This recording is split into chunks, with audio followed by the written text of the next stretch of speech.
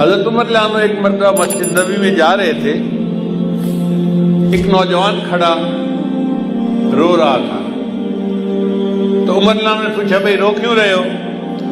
اس نے کہا جی مجھ سے بڑا گناہ سرزد ہو گیا ہے۔ بھائی کیا گناہ سرزد ہو گیا؟ اس نے کہا بھائی میں کفن چور تھا، یعنی جب لوگ میت کو دفن کرتے تھے نا تو میں ان کی قبر کھود کے ان کا کفن نکال کے بیچتا تھا اور اس کے پیسے سے زندگی گزارتا تھا، میرا یہ روز کا کام تھا۔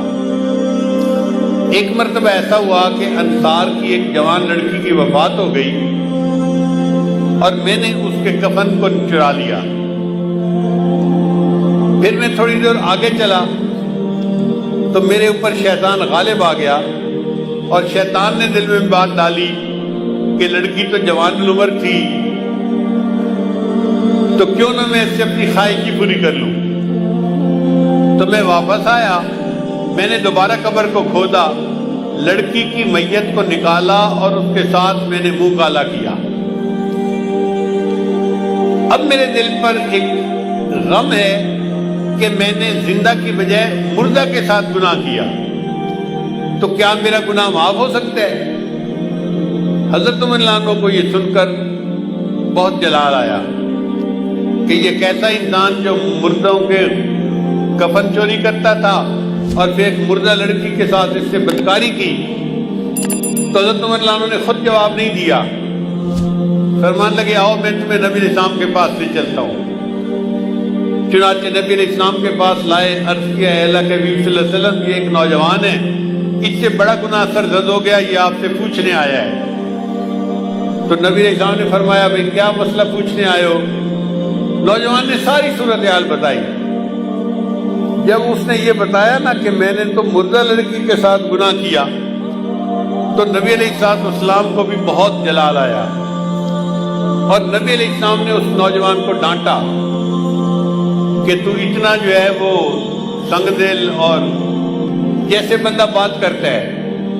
تو نبی علیہ السلام نے اسے ڈانٹا کہ تجھے ذرا حیا نہ آئی کہ تو نے ایک مردہ عورت کے ساتھ بدکاری کی، یہ کیا وہ کیا۔ جب اس نوجوان نے دیکھا کہ نبی علیہ السلام بھی مجھے ڈانٹ رہے ہیں تو وہ وہاں سے کھسک گیا اور وہ مسجد نبی سے نکل کے سیدھا باہر دیہات پہ گیا، ویرانہ تھا جہاں۔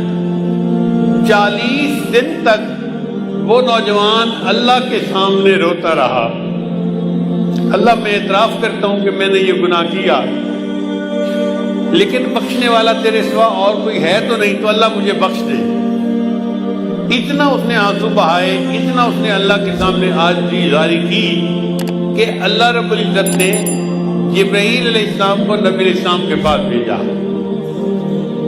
جبرائیل السلام نے آ کے پوچھا اے اللہ کے حبیب صلی اللہ علیہ وسلم، اللہ نے مجھے آپ کی طرف بھیجا ہے اور اللہ نے کہا ہے کہ مجھے یہ بتاؤ کہ بندوں کو آپ نے پیدا کیا ہے یا میں نے پیدا کیا ہے؟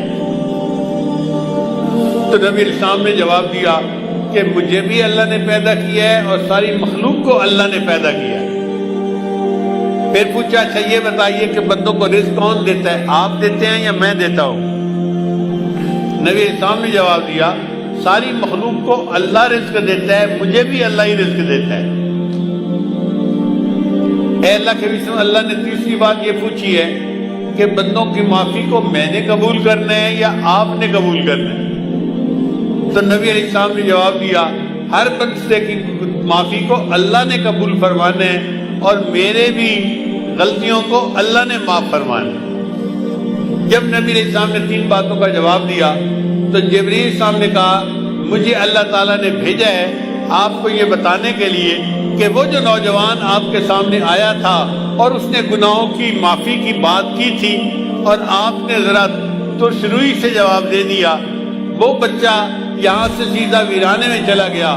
40 دن ہو گئے ہیں، وہ دن رات روتا ہے، مجھ سے معافیاں مانگتا ہے اور میں پروردگار نے اس کے گناہ کو معاف کر دیا ہے۔ لہذا اس نوجوان کو آپ بلائیے اور بتا دیجئے کہ اللہ نے تمہارے گناہ کو معاف کر دیا۔